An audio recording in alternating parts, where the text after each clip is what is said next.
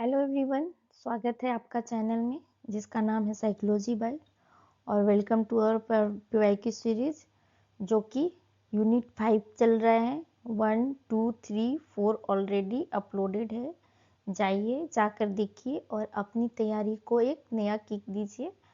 तो हमारे चैनल पे कोई भी प्रमोशन नहीं होता है और ना आपका टाइम वेस्ट होगा। आप जो भी देखोगे डायरेक्ट कंटेंट देखोगे। आपके पास वैसे भी टाइम नहीं है जो कि आपको बेकार की बातों में फंसाया जाए। तो तैयारी को शुरू कर नहीं किए हैं तो कर दीजिए, अगर करने का सोच रहे हैं तो भी कीजिए। तो हम क्या करते हैं, वीडियो को शुरू करते हैं और क्वेश्चन को देखते हैं।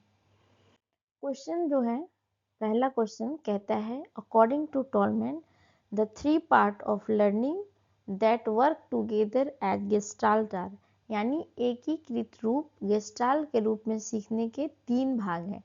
टोलमैन के अनुसार क्या क्या है?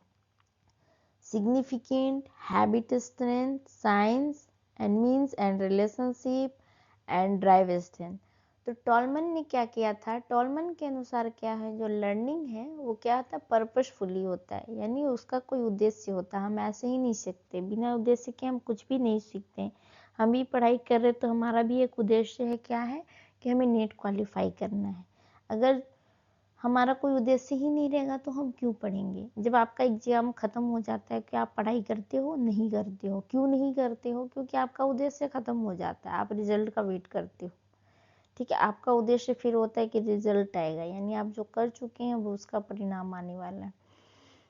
तो उसमें क्या होता है, महत्व, संकेत और साधन उद्देश्य संबंध मिलकर क्या करते हैं, गेस्टाल बनाते हैं, जो व्यवहार को क्या करते हैं, एक गोल की ओर डायरेक्टिव करते हैं। तो इसका जो राइट आंसर है वो है significant and sign and drive strength. Okay, option number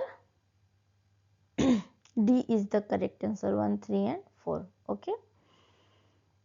question number 2 देखते हैं। Neural network model of memory suggest that following. Neural network model जो है निम्नलिखित में से क्या सजेस्ट करता है, क्या सुझाव देता है?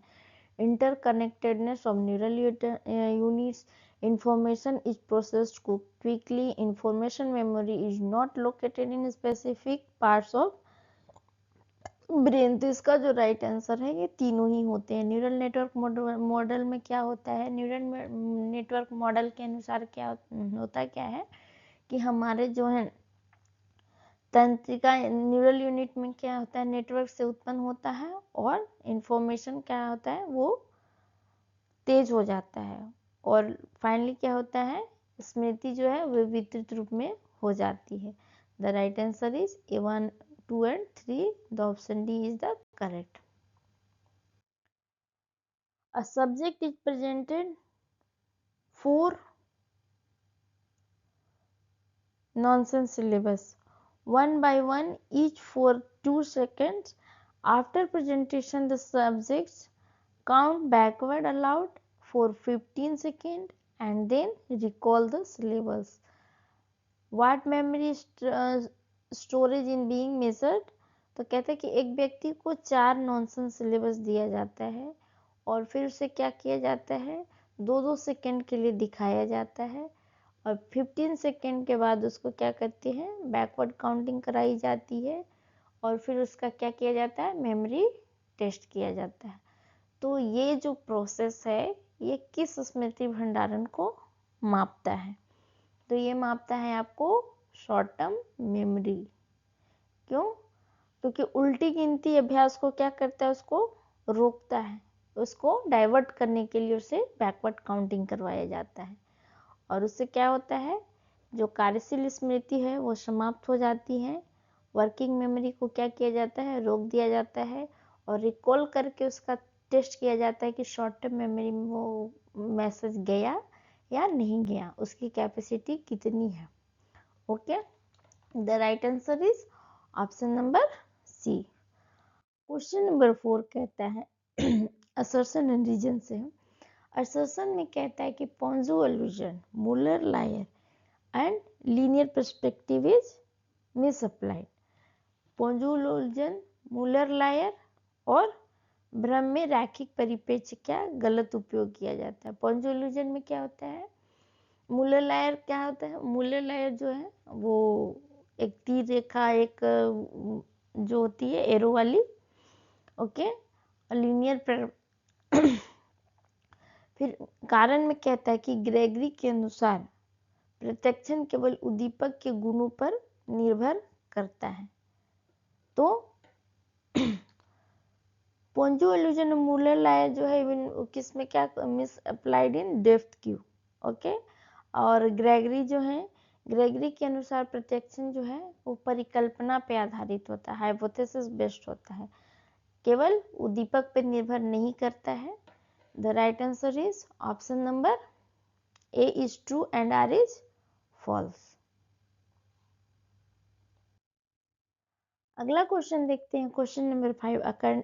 According to two factor theory of retroactive interference, retroactive interference is caused by the two factors.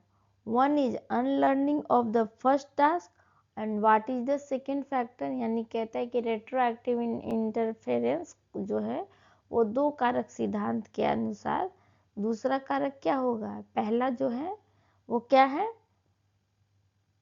First cause, one is unlearning in the first task, ठीक है। तो दूसरा क्या होगा, तो दूसरा जो है वो क्या है, competition of first task response with the second task response during recall. Retroactive interference में क्या होता है कि जो आप नए कार्य को करते हैं वो पुराने चीज को क्या करता है, वो इंटरफेयर करता है, जिससे क्या होता है जो फर्स्ट कार्य है उसका भी मेमोरी जो है आपका डिस्टर्ब होता है।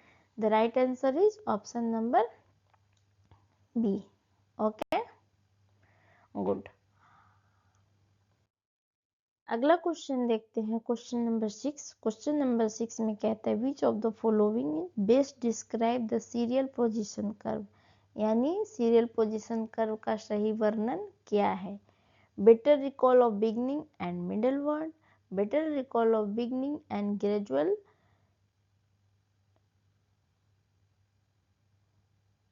क्या है ये, deadline and better recall of beginning and end word, better recall of middle and end word।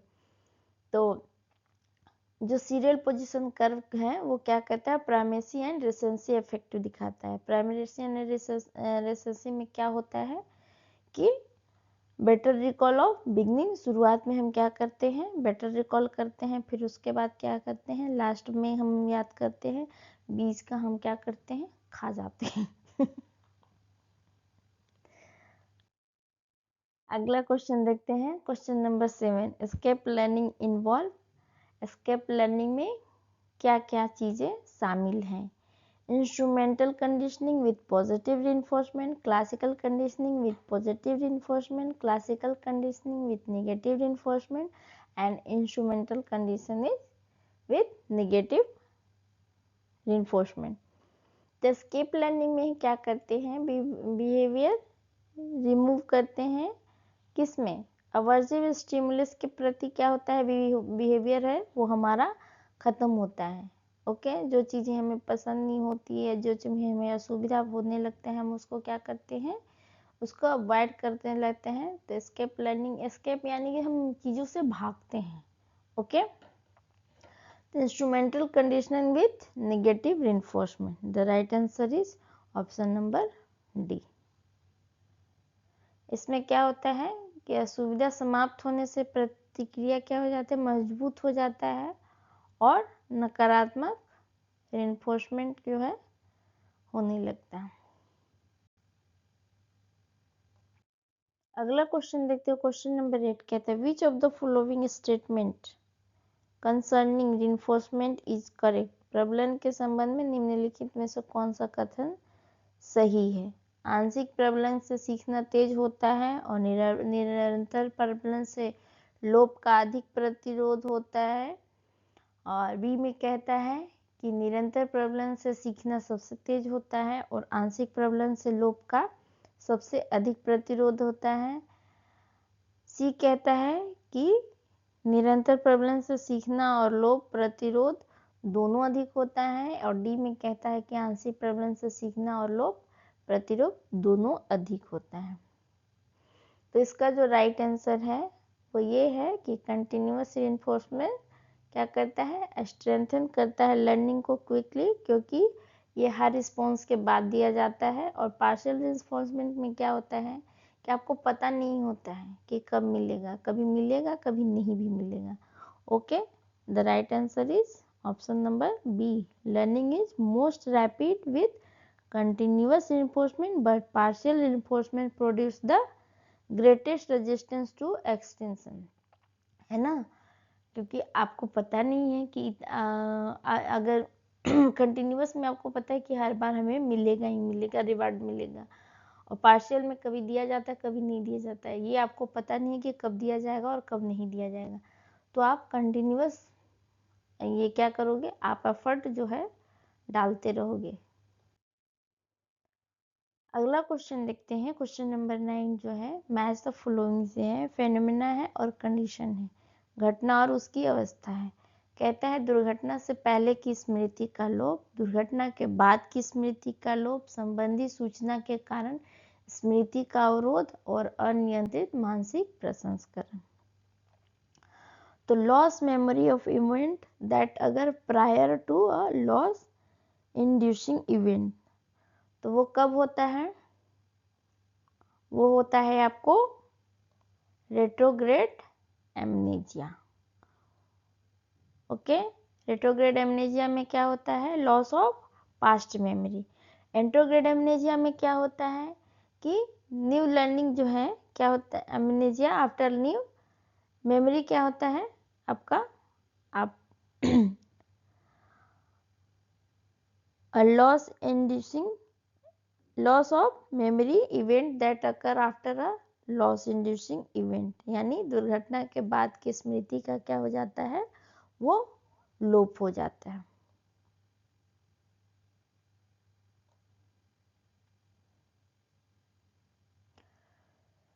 फिर क्या देखते हैं, फिर जो है संबंधी सूचना के कारण स्मृति का अवरोध। तो इसमें क्या होता है आपको रिट्रीवल इनहिबिशन, तो मेंटल ये blocking information in memory produced by the retrieval of relative information and mental processing not readily under our control influencing behavior, that is mental contamination. Okay, the right answer is 2, 3, 4 and 1, the option D is correct. अगला question देखते हैं, question number 10, which of the following concepts are not used by Clark Hull in his theory. Clark हल के सिद्धांत में निम्नलिखित में से कौन सा सिद्धांत प्रयुक्त नहीं किए गए थे, इसमें नहीं दिया हुआ है। तो हल क्या किए थे, हल ने हैबिट स्ट्रेंथ पे फोकस किया था, रिएक्शन पोटेंशियल को फोर्स किया था, ये किया था, और फिर reinforcement, habit strength, reaction potential and reinforcement. But क्या नहीं किया था, तो संकेत महत्व और स्वामित्व जो है वो किससे जुड़े हुए हैं, वो टॉलमैन से जुड़े हुए हैं। The right answer is option number C 2 and 5। Sign significant किसका है, टॉलमैन का है, और जो कंटिग्यूटी है वो भी क्या है, टॉलमैन का है। ओके, अगला क्वेश्चन देखते हैं, question number 11, which of the following are true of a short term memory. Short term memory में क्या सही है, शॉर्ट टर्म मेमोरी के बारे में, limited capacity, brief storage, unlimited capacity and duration less than 30 second. तो लिमिटेड कैपेसिटी, जी हाँ, short term में क्या होता है, लिमिटेड कैपेसिटी होता है, और वो चीज़ों को क्या करती है, शॉर्ट इन्फॉर्मेशन को क्या करती है, स्टोर करती है, ब्रीफ टाइम के लिए करती है, और इसका जो है टाइम ड्यूरेशन होता है वो क्या है, less than 30 second. Unlimited capacity किस में होता है, वो लॉन्ग टर्म मेमोरी में होता है। यानी 1, 2 and 4 is the correct answer, option C is the right answer. Okay okay, well and good. अगला क्वेश्चन देखते हैं, क्वेश्चन नंबर 12 कहता है कि अर्जुन को माँ का टोकना परेशान करता है, यानी वो नहीं चाहता है कि हमारी माँ उसे टोके। अर्जुन ही नहीं, आजकल का जो जनरेशन चल रहा है उसके अकॉर्डिंग किसी को भी आप, कोई किसी की माँ भी नहीं टोक सकती है। अगर आपको बच्चे को छेड़ना है, बस ये कह दो बेटा फ़ोन रख दो, उसके बाद आप देख लेना उसकी जो टेम्पर टेंट्रम शुरू हो जाती है, वो उसे कोई नहीं रोक सकता। ओके, तो कहता है कि होमवर्क करने पर टोकना बंद हो जाता है। यह उदाहरण है, वो किस चीज़ का उदाहरण है, वो है आपको नेगिंग। नेगिंग क्या होता है, nagging is removed after homework is done, increasing the likelihood of the behavior. Removal of unpleasant stimulus is negative reinforcement. Okay, तो इसका जो राइट आंसर है ऑप्शन नंबर सी है। ऑप्शन नंबर सी में क्या होता है कि अप्रिय उद्दीपक को हटने से व्यवहार मजबूत हो जाता है, जिससे नकारात्मक प्रबलन कहते हैं, यानी कि निगेटिव रिइंफोर्समेंट कहते हैं। अगला क्वेश्चन देखते हैं, क्वेश्चन नंबर 13 कहता है कि पहचान की विफलता किन अवस्थाओं में होती है। Which set of the following condition is indicate failure of recognition, यानी फेलियर ऑफ रिकॉग्निशन में क्या क्या होता है, तो associative agnosia, preference agnosia and the pure alexia involve in inability to recognize object, face word display despite intact sensory function. यानी इन अवस्थाओं में क्या होता है, जो पर्सन है वो क्या करता है, वस्तु, चेहरा या शब्द पहचानने में असमर्थ होता है। The right answer is option number C, 1, 3 and 4 is the correct answer. अगला क्वेश्चन देखते हैं, क्वेश्चन नंबर 14। क्वेश्चन नंबर 14 में ये कहता है put the step involve in observational learning in sequence. तो एक्शन रिसर्च वाला ही है, ARPM। Okay, attention, retention and production and motivation.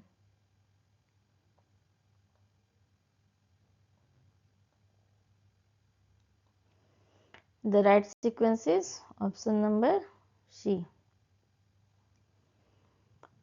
Question number 15, प्रश्न नंबर 15 क्या है, which set of process is involved in storing information in long term memory। तो long term memory में जो है इंफॉर्मेशन को स्टोर करने में कौन कौन सी प्रक्रिया शामिल है। Chunking, long term partition, consolidation and monitoring. तो इसका जो राइट आंसर है वो है long term potentiation and consolidation.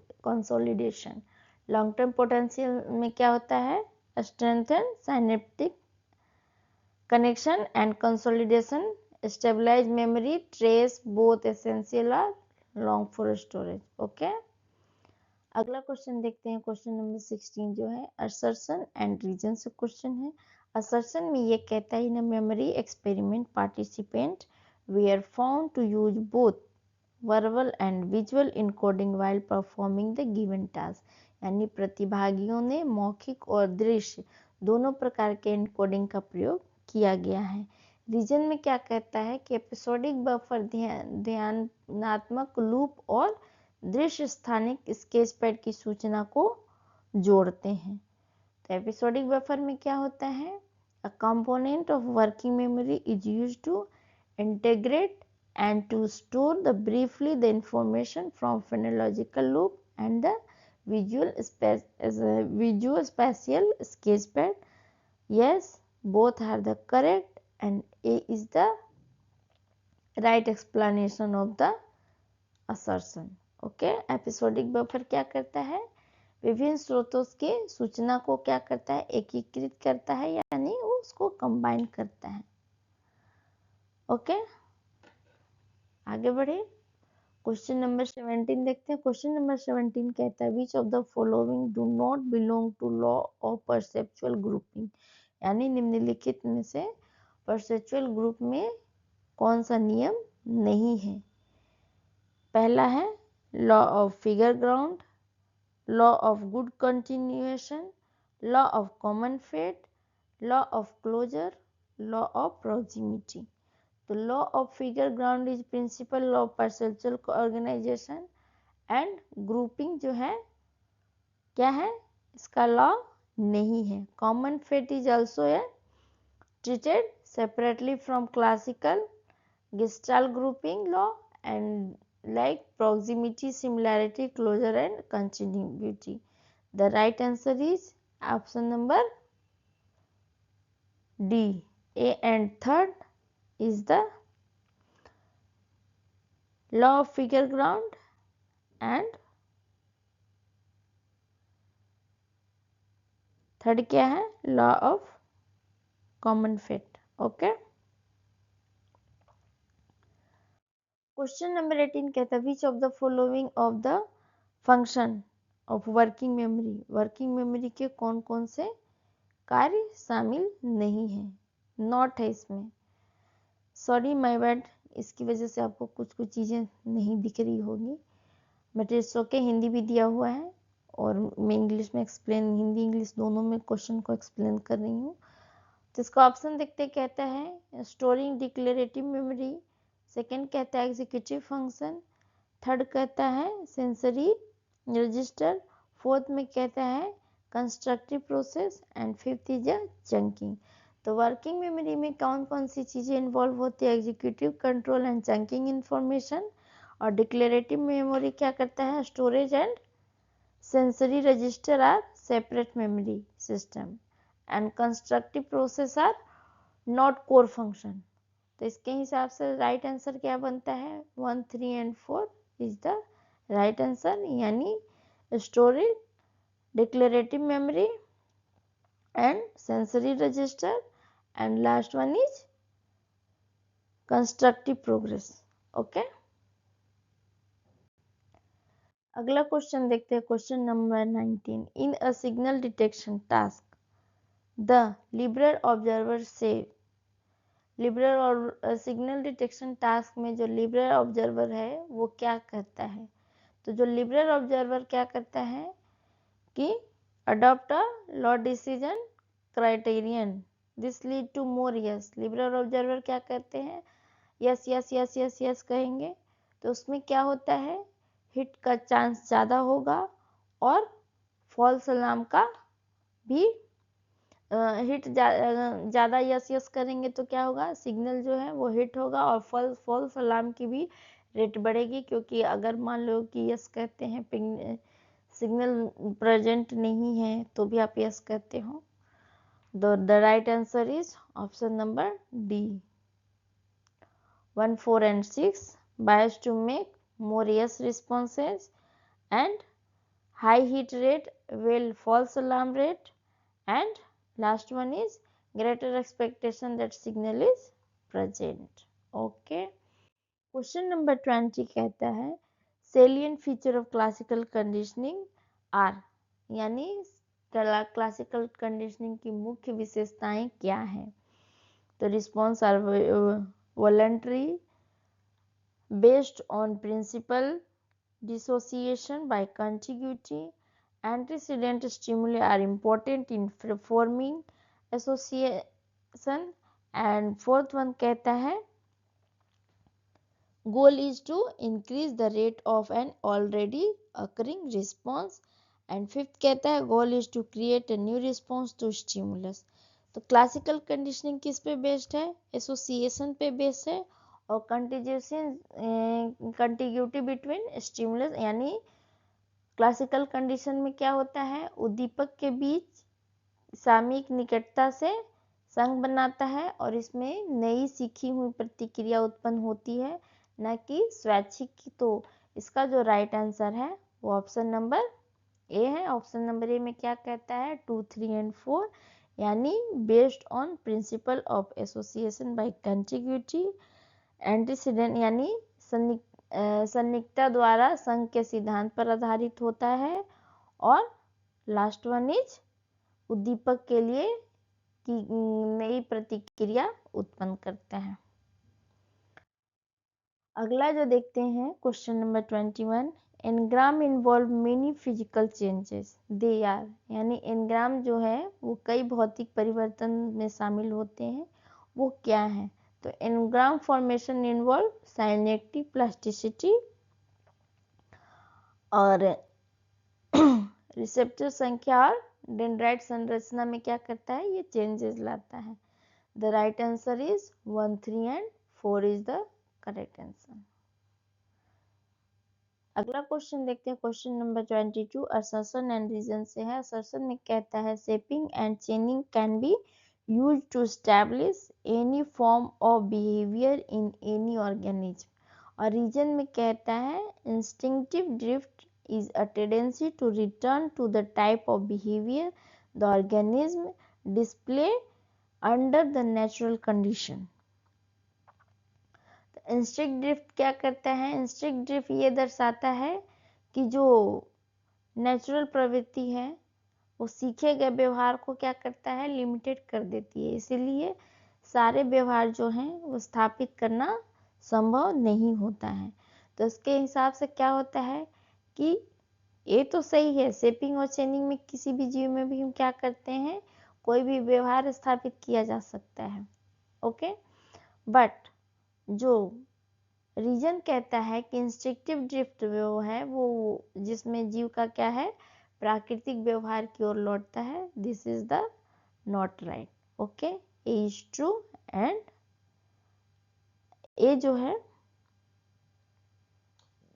A is false but R is true, sorry. अगला क्वेश्चन देखते हैं क्वेश्चन नंबर 23। क्वेश्चन नंबर 23 जो है असम्पशन रिवीजन से है। Again, information reaching the meaning level has the best chance of being retain, और reason में क्या कहता है? According to information processing theory, information is transfer stages by stages into long term memory. तो both are the true but not the correct explanation, okay.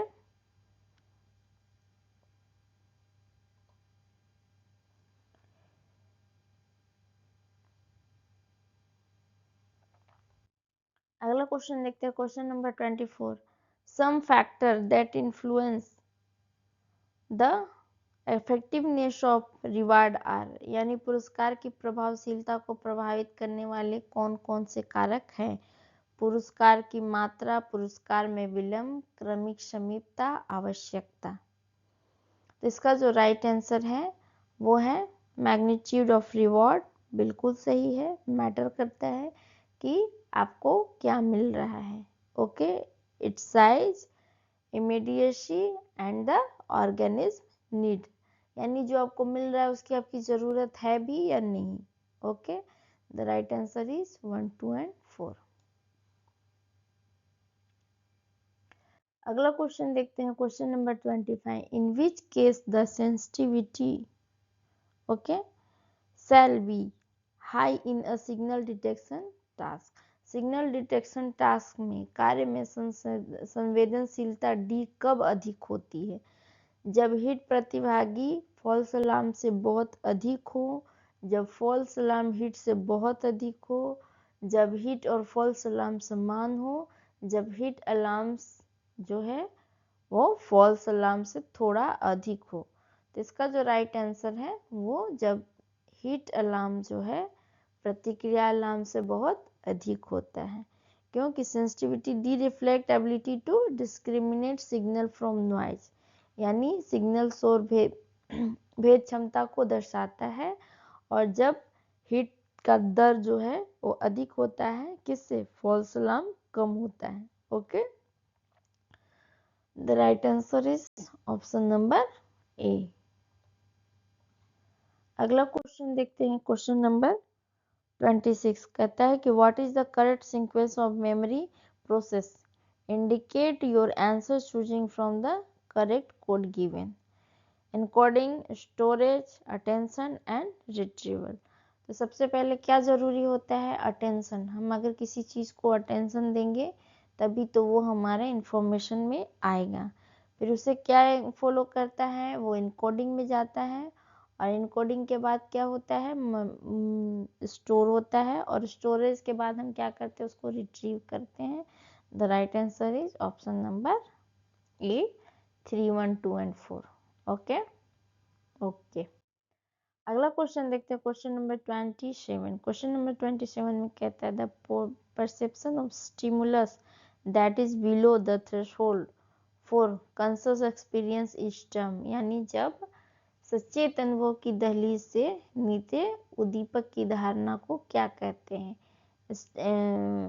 Just noticeable difference, differential threshold, signal detection theory, या सबमिनल perception. तो इसे कहते हैं सबमिनल perception.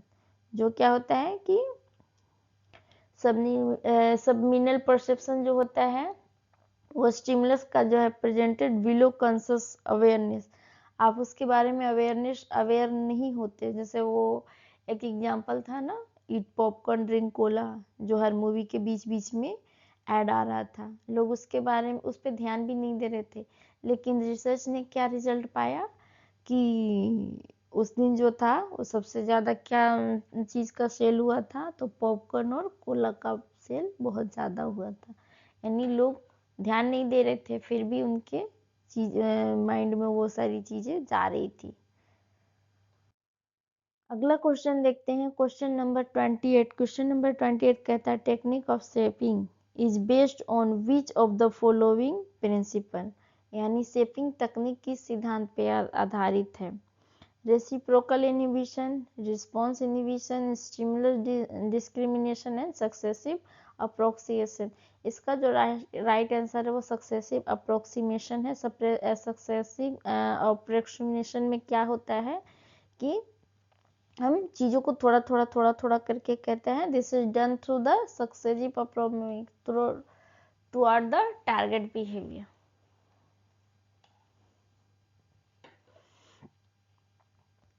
अगला question देखते हैं, question number 29 कहता है there is a gradual acceleration of response just before the provision of reinforcement in a fixed interval schedule। यानी ये कहता है कि नियत अंतराल सूची में प्रबंधन से ठीक पहले प्रतिक्रियाओं में धीरे धीरे वृद्धि को क्या कहते हैं? तो इसे कहते हैं fixed interval schedule. Responses increase as the time of the reinforcement approaches. The right answer is fixed interval scallop.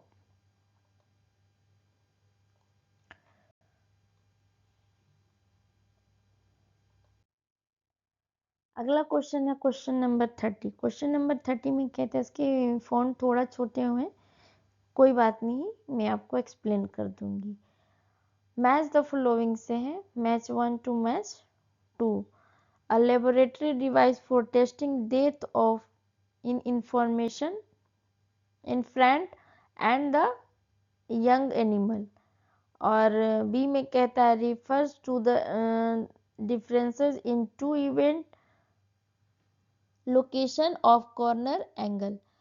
और थर्ड में कहता है ये हाँ this one perceptual adaptation adaptability to the adjust to the artificial displaced visual field। तो ये concept दिया हुआ है, वो उसको एक्सप्लेनेशन दिया हुआ है। तो विजुअल क्लिप में क्या होता है? विजुअल क्लिप कब यूज होता है? Use to depth perception in infant. जैसे वो आपने वो टेबल देखा होगा जिसमें ऐसा बनाया हुआ था कि आधे टेबल पे जो था वो square square black and white वाली दी हुई थी, और आधे पे ग्लास लगा हुआ था। बच्चे उससे आगे नहीं बढ़ रहे थे, उसे ये लग रहा था कि इसके आगे कुछ है नहीं, अगर आगे बढ़ेंगे तो हम क्या करेंगे? गिर जाएंगे। तो ए का जो क्या है, ए का जो perceptual adaptation to adjust artificial displacement visual field, A का जो है वो सॉरी ए का जो है laboratory device for testing depth information young animal, is the 4 visual clip, and B refer to the difference is third horizontal disparity, vertical disparity, and C is third 2, and last one is perceptual adaptation. Okay अगला question देखते हैं, question number 31। Question number 31 में कहता है assertion and reasons है Biederman recognition by the component theory states that object can be thought of as being composed by basic building block called genes। यानी बीडरमैन के recognition bye component सिद्धांत के अनुसार क्या है, वस्तुएं जीवंस नामक मूल इकाइयों से बनी होती है। और रीजन में क्या कहता है, the relationship between feature and the geons does not exist, geon are not component composed of the texture feature such as edge and corner। Okay तो बीडरमैन की क्या हुआ था, बीडरमैन जियोन जो है वस्तुओं की पहचान के बेस पे आधारित होता है, और उसमें क्या होता है, किनारे और कोनों जैसी विशेषताओं से उसे हम कैसे एक्सप्लेन करते हैं, कॉर्नर और किनारों से करते हैं। तो जो सेकंड जो है रीजन जो है वो क्या है, वो रॉन्ग है, और असर्शन जो है वो सही है। अगला क्वेश्चन देखते हैं, question number 32। The evolution of the various explanation और model of memory occur in the following sequence. यानी स्मृति के विभिन्न मॉडलों का विकास किस क्रम में हुआ था, multi store, working memory, level of processing and interference. तो इंटरफेरेंस थ्योरी क्या होता है, पहले होता है, फिर उसके बाद क्या होता है, multi store model and DACMCNB। Okay the right answer is option number 1। अगला क्वेश्चन देखते हैं, question number 33। Match the following से signal detection theory and Stevens power, proportion to the physical intensity and Fechner law and Weber law. Okay तो signal detection theory क्या explain करता है, signal detection theory जो है वो ऑप्शन नंबर 2, यानी sensory magnitude grow in proportion to physical intensity released है। और स्टीवेंस पावर लॉ क्या कहता है, स्टीवेंस पावर लॉ कहता है detection of change is relative to stimulus magnitude. And जो फेक्नर लॉ है, फेक्नर लॉ में क्या कहते हैं, फेक्नर लॉ जो है वो magnitude to sensation is the logarithmic function of stimulus, and last one is Weber is the ability to detect a weak stimulus vary from the moment to moment as per response bias। the right answer is option number D 2 4 3 and 1।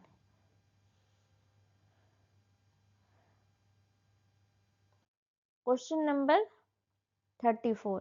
Question number 34 कहता है explicit और declarative memory consist of which of the following type of memory.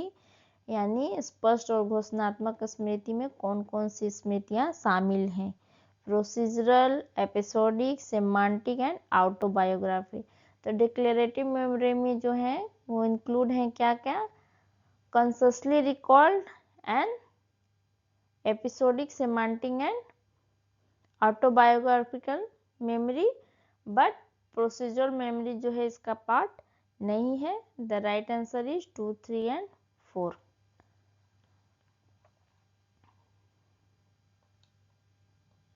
Episodic, semantic and autobiographical memory. Last question of this part assertion and reason से है। Assertion and reason में कहता है कि subliminal और below threshold perception exert on the observable influence on the various response parameters is not a controversial question। यानी अचेतन धारणा का प्रभाव विवादास्पद नहीं है।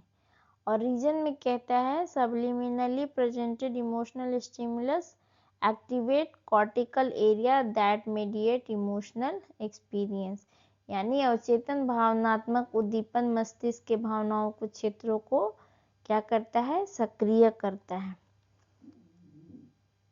The influence of sublimation perception is the still debated, okay, and making the assertion is false, यानी अचेतन धारणा का प्रभाव जो है अभी विवाद का विषय है, लेकिन फिर शोध से ये पता चलता है कि अचेतन भावनात्मक उद्दीपक जो है क्या करता है, ब्रेन को सक्रिय करता है। तो ए जो है वो रॉन्ग है, assertion is false and reason is true. तो आज के लिए इतना ही था। Thank you for watching and video को लाइक और चैनल को सब्सक्राइब करें ताकि इसका जो नेक्स्ट पार्ट आएगा आपको जल्दी मिलेगा। और keep learning and keep smiling.